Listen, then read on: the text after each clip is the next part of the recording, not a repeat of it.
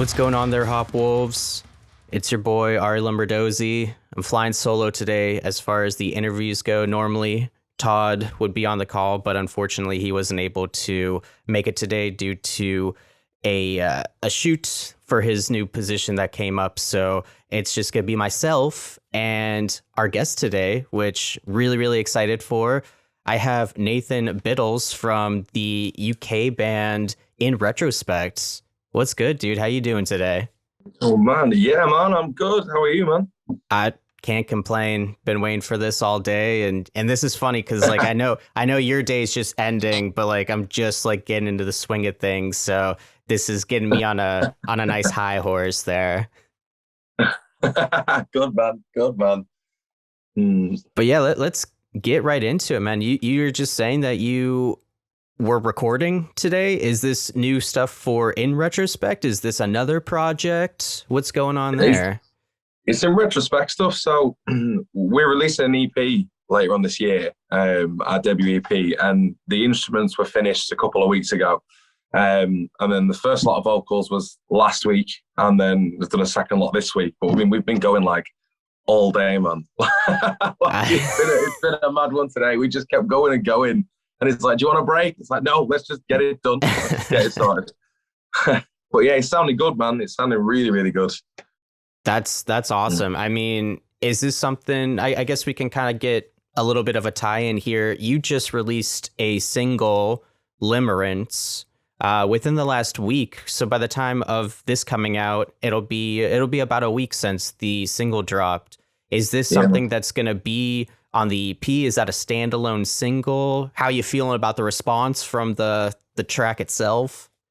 So far, response to it's been ace. I mean, to be fair, the last couple singles that were released has sort of gone past what we kind of ever expected for it. I mean, we kind of put a goal of like maybe 20,000, 30,000 streams throughout everything for like maybe this year, and we've had like 90,000 so far, which has been ridiculous. And then Limerence is still going up and up and up. I mean, the YouTube as well, we got it on a channel called Space and Travel, which has really helped sort of like push the views up, because we've never really looked to put it on like a third-party channel before. Right. And then like this time we thought, well, we need to start upping the views on YouTube. So we stuck it on there. So the response to it's been really good. And then we released a merch line along the side of it, which is the first merch line that we've done. We sort of Limerence t-shirts, which, to be fair, we're going to do like a limited run for maybe the next couple of singles. Because like I said, the action from this one has been ace. So why not do it again? But yeah, man, we're all happy. We're all happy with it so far, which is sick.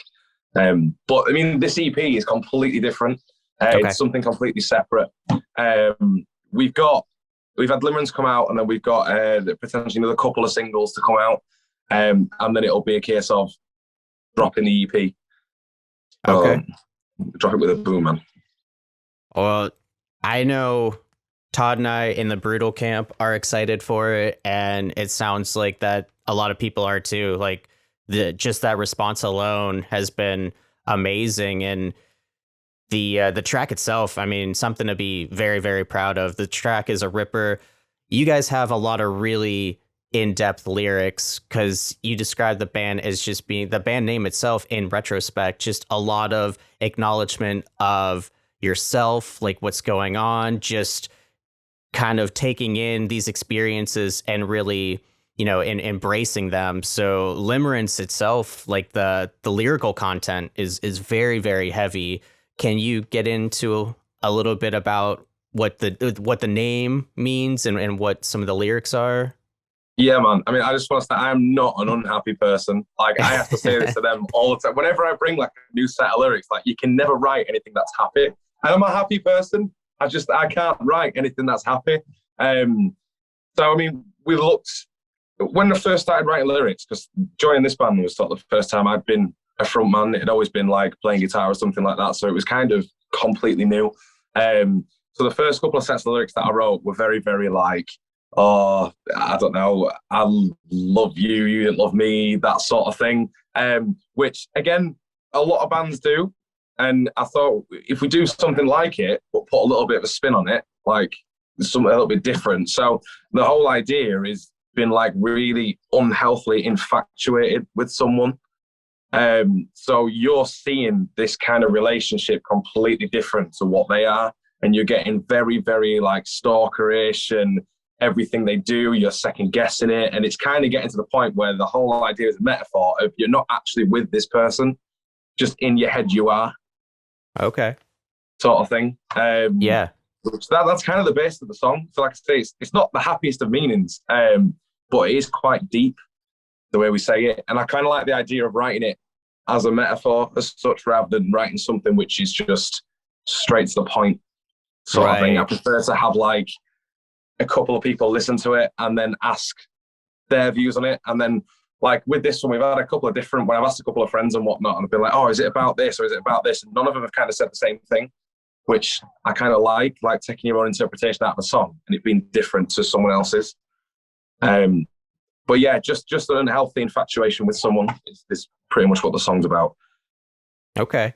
Yeah, and I really like as far as like the instrumentation goes in the song, like you have these really like melodic and subdued like little I'm trying to think of the term, like little like bridges in between, and it's cool because I love songs that really make me think and feel something, and this is definitely one of them, and most of InRetrospect stuff is. So like having like the sonic blast of like the heaviness, and then you have like this little break in between, like that's to me like that's kind of like a little bit of a metaphor in itself, because like in regards to what you're talking about with Limerence, it's like, you know, if you are infatuated with someone, it's always like constantly on your mind, and maybe you take a second and you're like, wait a minute, this like I'm taking this way too far, and then like it hits you again. So like that to me is like what the song is kind of doing, and it's great. I mean, it is awesome to have the thing with art, letting it go and be its own entity and letting people have their own interpretations, and it's an outlet. I would imagine, like I do film, so like when I want to film stuff, it's like things that are like disturbing and fucked up, but like, you know, that's not how I am as like an actual person. So like it's a really cool, I know you had described as like because you do the cleans and the screams, so like a Jekyll and Hyde mentality, and that seems to be a lot of what's going on with most of InRetrospect stuff. That was kind of always the idea. Like again, been in previous bands, like being one of the guitarists, I always kind of did the clean vocals in choruses and things like that. So coming into this band, it was always like the clean vocals have got to be there, and then I'll just kind of learn how to scream as we do it. I mean, the first couple of times in practice where I was screaming, my God, mate, I don't know if you can swear on this, but it was shit. Oh, yeah. it was not good. And we must have come out like after about half an hour, I'm like, fucking hell, I can't speak. And I think the whole lockdown, as much as it's not been brilliant, obviously it hasn't been brilliant, it's been really, really bad on certain areas and whatnot. We've kind of really taken the time to learn more about each other on how we write, and then sort of really getting styles down. So I've spent a lot of time trying to make sure that my screaming is now a technique rather than just a noise as such. Right. Because obviously when we first try to do it, it's like I'm just trying to shout down the microphone and as loud as I can, and then suddenly after half an hour I say I can't speak. So we've really spent like the last good sort of maybe 8-9 months really trying to secure a sound. Like, I mean, the singles that we're bringing out now as well, they've been experimenting with different things, just so we can try and see the reaction on what we get on certain aspects of songs.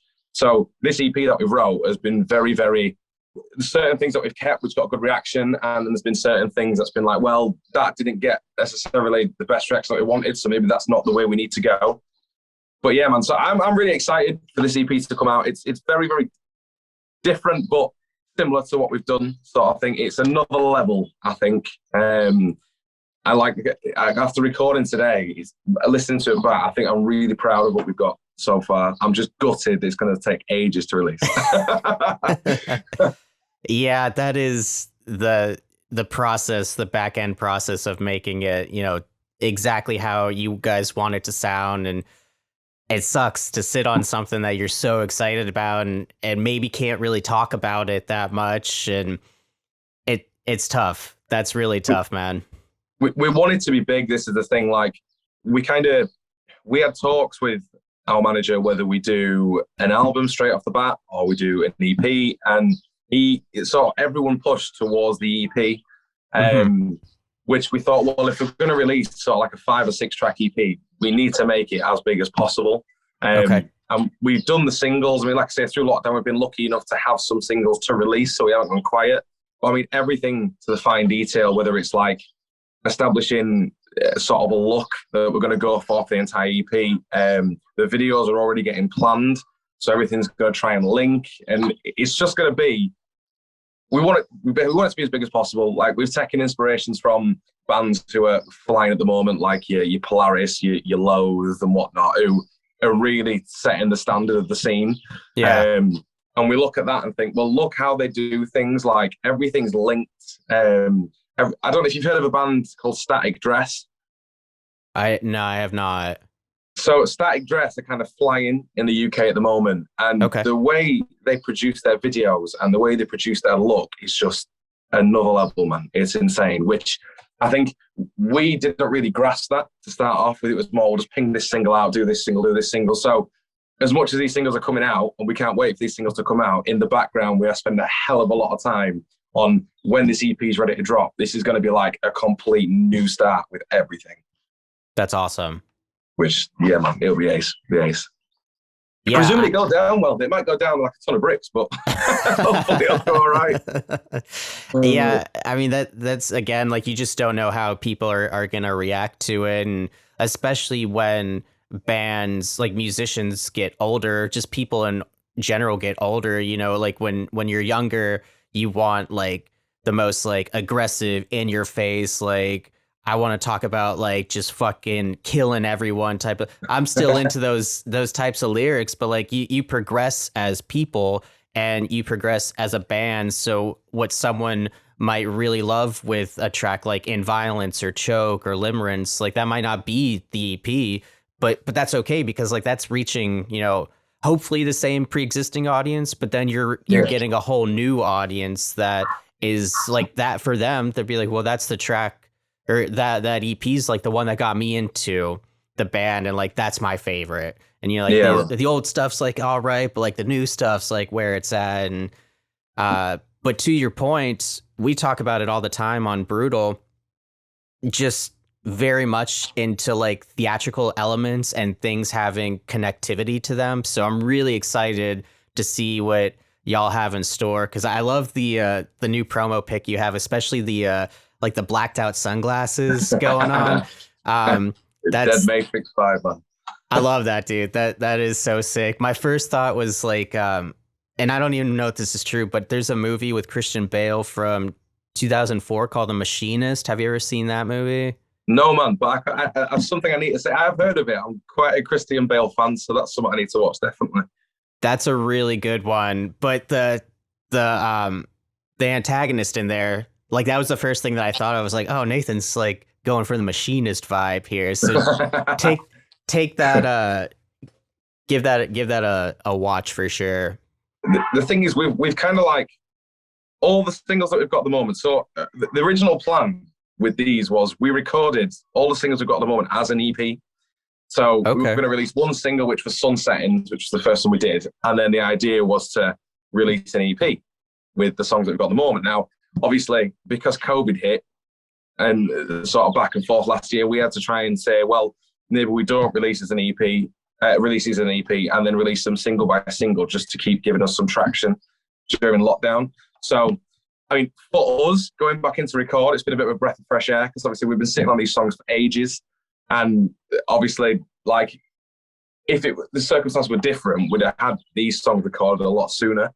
So like I say, it feels really good to be back on track with what we're writing at the moment. Like I said, we've been going down to like in tiniest little details, like how do we link maybe videos with what we're doing live, and rather than just doing a gig live, let's actually do a show sort of thing.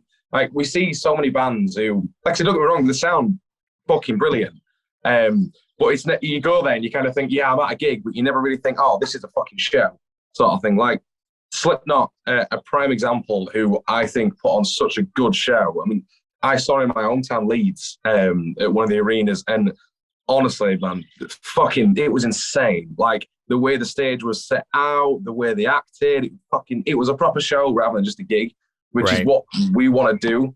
Like I say, we spent so long trying to make sure everything links and everything looks so good. I just really fucking hope it does. Yeah. Well, luckily with COVID and everything, like you guys have had a lot of time to plan out and really get down to the fine details like you're talking about. And I'm with you, man. As much as I love going to like the gigs that are just real gritty and raw and like everyone's just like together, sweaty, stage diving, moshing, like that's great. But I love, like I said, like Slipknot's easily one of the best live bands, like not only just sonically, but visually too. And a lot of bands are starting to incorporate that type of deal. And it's really cool because it doesn't just have to be like you said, another gig. Like it's a performance. And, you know, like sometimes I'll see bands and I'll be like, man, I feel like I'm either watching a movie or like I'm at a theater of like watching a stage play or something. Like this is cool as fuck. So you've got to, I think nowadays with the amount of bands that are around and the amount of different music coming out of them, it's like you really need to create something that someone remembers. Like obviously people are going to remember the songs and the sound, but you want someone walking away from the gig and then 3 weeks later thinking, fuck me, like that was so good. I wish I was back there, you know, doing it now. And that's what we're trying to create. I mean, hopefully we do it with the EP. It'd be a case of releasing the EP and then really, really pushing everything we're doing with it. And some things again might not work, or some things might go down so well. On if it was like the easiest way possible, then everything would work. That'd be fucking ace. But I mean, if it doesn't, it's coming around, having a look again, saying, okay, maybe that didn't work, that did work, and just analysing everything. I know it sounds a bit boring, but like we all know what it's definitely something we want to do. I mean, we want to be on the bands that we fucking, you know, on the tours with the bands that we look up to and whatnot. And that's what you've got to do. You've got to analyse everything and see what works, what doesn't work, and just fucking put 150% into it, man.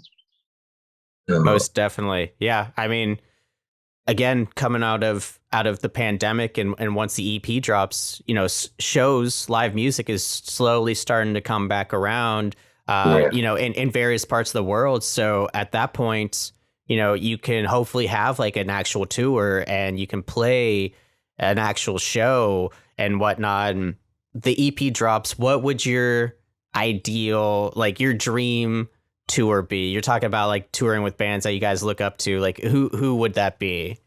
Oh man. I mean, me personally, I think it'd be different for everyone. But oh fuck, I don't even know. There's so many, man. Architects, I've always like looked up to. I mean, I've seen them. Oh god, I couldn't even count on two hands the amount of times I've seen Architects. They've always been like the top for me. Yeah. I think there's Ginger is one band which would be absolutely insane. Polaris as well. I think any band of that caliber who are just fucking smashing it right now would just be a dream. It'd be ace. I mean, we've got a good team working with us now, which is good.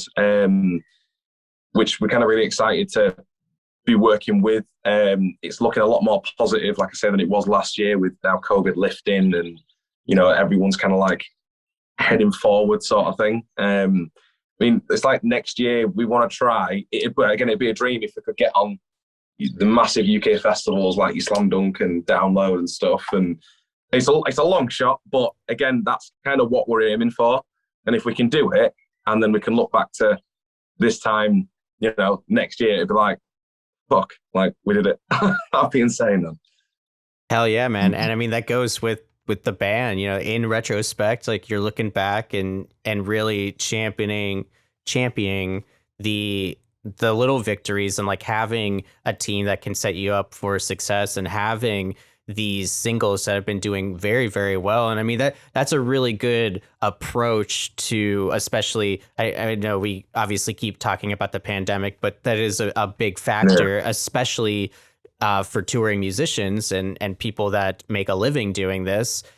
So just having these singles for everyone to kind of digest instead of just like dropping an album, and just especially like at the beginning of the pandemic, like I think I was listening to a podcast where they were talking about like how the Black Dahlia Murder just released like their newest album, and then like lockdown hit. So like what are you supposed to do with that? Like you put all this time and effort into a record, and now you can't even tour and get any support from that. So that'll be sick. I really hope you guys get onto something that big. I know you will. It's just a matter of time, and you Fingers crossed. Yeah, dude. I mean, you keep pushing out these slamming singles and this EP coming out. I think you guys got a good shot. That's for sure. Well, I think we haven't even played a show together yet, which is the other not thing. at all? Oh, shit. Not at all, man. Oh, Obviously, wow. we've all done shows previously, but we had 2 shows which were planned just before the pandemic, and then obviously they got cancelled. We got put into lockdown, so probably a lot of new starting bands is we haven't gigged yet. Wow. I mean, we've got a festival in October, which again we're really looking forward to, and then we've got a couple of tours planned. Only one that's been released at the moment, which is in January, which is sort of around the south of England, which again with a band called Spoiler, who sounds so sick, man. It'd just be good to sort of share a stage with the band and then see everyone enjoying a gig again, because I think once everything starts again, gigs are going to be 10 to 20 times better than what they were before, because everyone's missed it so much. It's going to be wild, that's for sure. And that would be really cool to have the magic of being on stage for the first time when you guys have been a band for a little bit now. Like, you know, when did you guys actually start in retrospect? So this lineup was started in 2021. It'd be the end of 2019. Okay. Probably that's when we kind of started practicing properly. But the guys before, like James, the guitarist, and Jerome, the other guitarist, and Toby, the bassist, they've kind of been in retrospect for a couple years before. Like, I mean, they've played with bands like Soulfly and Heart of a Coward and whatnot. So nice. They've done that, which I was kind of gutted. I'll tell you a funny story. Here's one for you, right? James kicked my ass for saying this, but he's a dick for it. Yes. So, Heart of a Coward is like one of my favourite bands. Like, yeah, I love that 100%. Band. The vocal style, just everything they've done over the years has been insane. Now, the first time James asked me to be in this band, I was sat on the sofa in a Heart of a Coward long sleeve and Heart of a Coward shorts.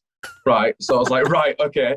So he's like, oh, mate, obviously the vocalist is leaving and we played you before in a previous band. Do you want to try out vocals? I thought, holy shit, they've got a gig with Heart of a Coward in like a week's time. And this guy's asking, like, oh my God. So I sat there, Heart of a Coward merch on. I'm like, fucking dude, yeah, man. Give me the set list, give me everything. I'll fucking learn it. He's like, oh, yeah, mate, but the vocalist is doing the Heart of a Coward show. I was like, what the fuck? Son of a bitch, man. I was fuming, man. I was like, oh, yeah, I'll think about it, mate. I'll think about it. But I was gutted, man. Absolutely gutted. But obviously from that one, we then, after that, because we had the new lineup, we had to kind of go quite a bit, practice, bring a single out, and then try plan something. But COVID hit. One of your tours better be with Heart of a Coward then, man. That's going to be fucked up if you guys never even get a chance to do that. That would be... Honest, I've never forgiven to this day. Ever forgiven. Every time I'm wearing the shirt, I'll remind him, it's like, this what I could have had. Like, fuck me, man. Yeah. Oh, man, that's fantastic. That's a good band for sure. And guys got to try to get on Unique Leader Records, man. I know Jamie, who, I don't know if he's still in Heart of a Coward, like the lead singer, but Jamie was the old vocalist. Okay. He's probably one of the vocalists that I like look up to sound-wise, because his sound was so good, mate. It was so good. Well, I have one more question musically, and then I kind of want to get into some beer, because I know you had mentioned a particular brewery that I'm really excited about. And but I'm just very curious because of how, you talk about presentation of the band and just having a look and a sound and everything like that. In retrospect is all one word, but the R is capitalized for in retrospect. Is there any specific meaning as to why they're combined, or is it just like someone else had the name and you needed to like do it like a little bit differently? Like we get into that all the time. To be fair, if I'm going to be completely honest, I don't think there's really like any sort of thing behind having it just one word. Okay. The name in retrospect was sort of before I joined it anyway. Right. But it's always been kind of like one word. But again, I don't think there's any reason behind it as such. I'd love to turn around and say, oh yeah, there's this meaning, there's this meaning. But to be honest, mate, I think it is just a case of, well, let's just put it as one word, man. I mean, that works. When I first saw it, I was like, oh, well, and like after reading some of the description that you guys had sent us and listening to the lyrics, I'm like, oh, in retrospect, like, it's one word. So like maybe that's a metaphor for like yourself, where you're like, just as a whole, you're always looking into making yourself like the better person and learning from your mistake. Yeah. Well, I'll put it over. So like, we'll say Nathan said this. Yeah, man. Yeah. No, that's awesome. Because sometimes what happens, I mean, myself included, is like, fans and just like people in the industry like look too much into something. And that's great, because then you start to get your own perspectives, like we were talking about before with the response to Limerence. But sometimes, like, I don't know, like, do you ever hear anything, like anyone take an interpretation and you're like, man, that is like not even close to what we were going for? I think Choke was, someone took it as like a sexual fantasy. Okay. Who was one of my friends, because like I say, when we release something, I normally send it to the same couple of people, like, what do you get from this? Like, sometimes like, can you send the lyrics, because I have no idea what you're saying. So I have to send the lyrics. And yeah, he came back and he went, oh mate, the way you've captured the whole idea of a sexual fantasy in this song is so good. I was like, what the fuck? What? But, like, Choke is not about a sexual fantasy at all. I mean, no one has ever said that apart from him. I love like, that. No one. But sexual fantasy, man. Like, I don't know. It just stumped me a bit when he said it. I thought, I know what's going through your mind, mate. Fuck me. But other than that, like, no, I think they've all kind of been relatively similar. Not same old, but relatively similar to each other on what they think the song's about. Like I said, apart from that one, which was just, yeah, man. Damn, I still talk to him, like, but I'm gonna have to listen to that one again with going with that in mind with the song and be like, oh, okay, that's what he was talking about. Well, excellent there, Nathan. I do want to kind of switch gears here, because half of Brewtal is a beer show, and we love to talk about beer. I know that you've been tracking a lot lately, and I know you're sipping on something. Are you sipping on beer? What are you drinking today, man? It doesn't even have to be beer. I don't think I could drink a beer after that, to be fair, man. I had a couple in the fridge. I thought, fucking no way I'm going to be able to do it. So I'm really sorry for that, mate. Oh, no, don't be, man.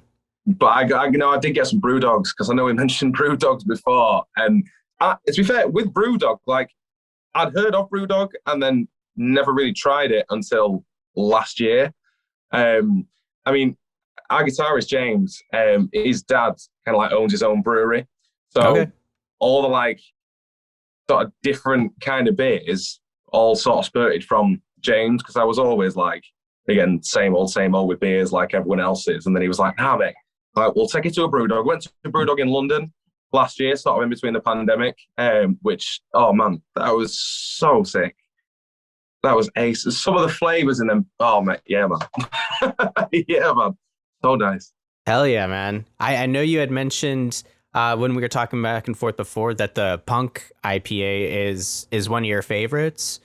Yeah, definitely. To be fair, I think the Punk IPA was like the first one our first Brewdog that I tried. And I think just because of that, it had to be the best one, because that's really the point where it was like, shit, yeah, man, this is fucking nice.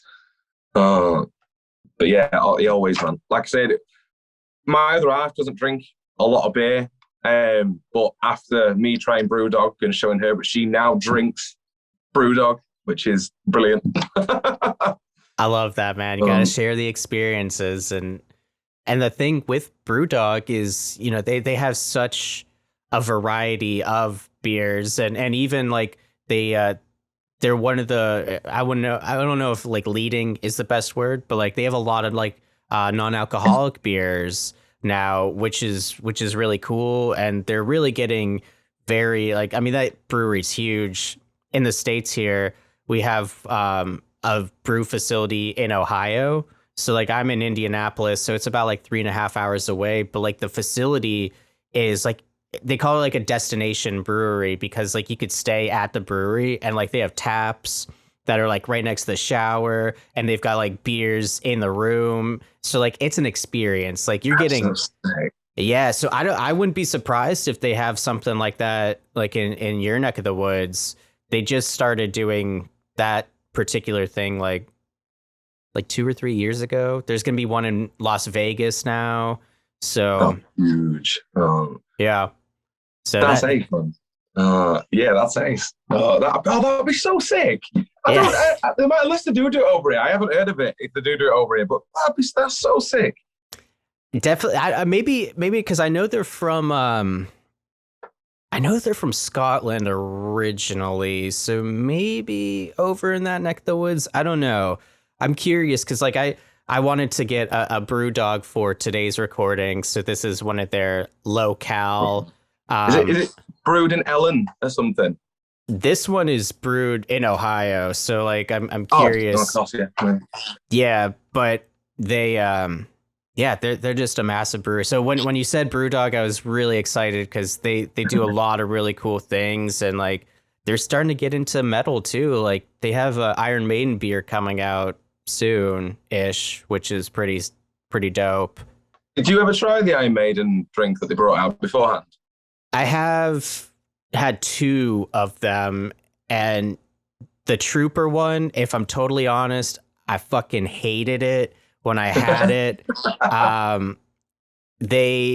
But this was probably like, I wouldn't say 10 years ago. It was a while ago. Like when it first came out, it came into my hometown in Pennsylvania, and my dad and I went in, and we were so stoked, but we were just really bummed because it just tasted like Bud Light to us at the time. So I'd really like to go revisit it, but they have another one that I had called Fear of the Dark, which was a stout that they did. That one was really tasty. Oh, fair play. I only ever tried the Trooper, and literally we have like bike rally and festival sort of over here. You tend to get like a couple of bands playing in a tent in the middle of nowhere. And me being drunk at the time thought it'd be a brilliant idea to dig a hole and then put one of the Trooper beers in it and cover it. Because bearing in mind, it was like 28, 29 degrees where we were. I thought, nothing's staying warm. Nothing's staying cold. All my drinks are warm. And I trundled back to my tent at like 3 o'clock in the morning, like not seeing straight at all, thinking, fuck, I've got a beer in the ground. So I must have dug like 4 holes trying to find this beer. And obviously when I found it, it was still fucking cold, man. I was so happy. So happy. That's the first time I ever tried Trooper. And I was like, yeah, man, I'm pretty sure I liked it. But again, when you're drunk, it's a bit like, I love anything. I mean, that in itself, like, you're a trooper for going back and re-digging up the Trooper. So that's pretty legendary in itself, man. The only other question I really have as in regards to the beer and stuff that we're talking about, and then we'll get some ways to plug in for you guys to keep us updated. You had mentioned a Broadtown brewery that's based in Royal Wootton Bassett in Wiltshire. What's up with that one? I'm very curious. I don't know much about the UK scene as far as beers go. I'm pretty sure if I get this wrong again, it'll kick my ass. Were you saying Wiltshire? I'm pretty sure that's James's dad's brewery. Okay. So as far as I'm aware, from what he's told us, James his dad's brewery was always like sort of his side thing that became very, very big, which has been really, really successful with it. I haven't had the chance to actually visit it yet, which will probably be hopefully later this year. But from what it looks like with what his dad's done such a good job with it. And I think he's recently opened a bar alongside it as well. Awesome. Which again looks so insane. Like I said, again, I haven't met James's dad either, which I'm really looking forward to meeting James's dad. But if he watches it, then like I say, he's done such a good job from what we've seen so far. But yeah, that's his dad's brewery, that one. That's sick, man. Mm-hmm. Well, that means that there's no excuse to not have an InRetrospect beer at some point from that brewery. I'm not. Yeah, go on. I'm not gonna say much. Okay. Fair. It's crossed our mind at some point, but yeah, I'll leave that one there. Okay, that's fair. Well, Nathan, thank you so much for taking the time, especially after this crazy recording day. I really appreciate it. I know if Todd were here in spirit, he would appreciate it. And just before we get the plugins, congratulations on everything that you've done with InRetrospect. The band is done, and you guys should be very proud of where you're at, and what sounds like a very promising future for you guys. So again, thank you, kudos, man. No, I really appreciate that. Thank you, bud. Of course, dude. It does mean a hell of a lot. I know everyone says, it means a hell of a lot. But to be fair, no, when we do get comments like that, it does mean a hell of a lot. Yeah, so thank you, man. Yeah, of course, man. You guys are pushing through a very hard time in everyone's life. And to come out even having like the amount of success that you guys have garnished thus far without even having played a show, like that's pretty fucking cool, man. So you got to give yourself a pat on the back, maybe two, because that's sick, dude. I'd love to say I could fucking reach my back, but that's the lockdown pies, is that, man? Oh fuck, dude. So how can people keep up with you? How can people keep up with the band? Again, like we're talking about the EP dropping this year, like when can people maybe expect some of that stuff? So we push obviously a hell of a lot on Facebook and Instagram. We're really trying to push the Twitter game up again as well. It's something we kind of slacked off a little bit, so we're trying to push that up again. With the EP, hopefully, in our heads at the moment, we're kind of saying we want the first single out from the EP potentially October time. It could change depending on what happens, but again, everything on our social media like Facebook, Instagram, everything will be shown in due time, man. Everything. We've got a few t-shirts left from the Limerence merch release that we did, which all the links for that for our big cartel is on our bio on Facebook, which it's £17 a t-shirt, but that includes free shipping as well worldwide. So if we get something from somewhere else, then we'll send it out for free just for saying thank you, sort of thing. But yeah, man, like I said, Facebook and Instagram will push everything. And then as soon as we find out more about this EP, everyone else will find out more about this EP. That sounds about right. That's awesome, man. We'll link all this stuff in the bio as well for this particular episode, so to make it easier for people. And you guys are legends for sending that out for free. I'm gonna have to pick one up. Those sound sick. Love that, man. Hell yeah. Well, cheers, my friend. Thank you again. And yeah, man, thank you. Sorry it's not there. All good. It's not fair, man. Oh, I'll tell you what. There you go. We'll go with that one. Oh, okay. Patron. Yeah, dude. Yeah, man. That's one from yesterday. That's really lazy keeping it there. Sorry, man. I'll take it. That's sick. Thanks, dude.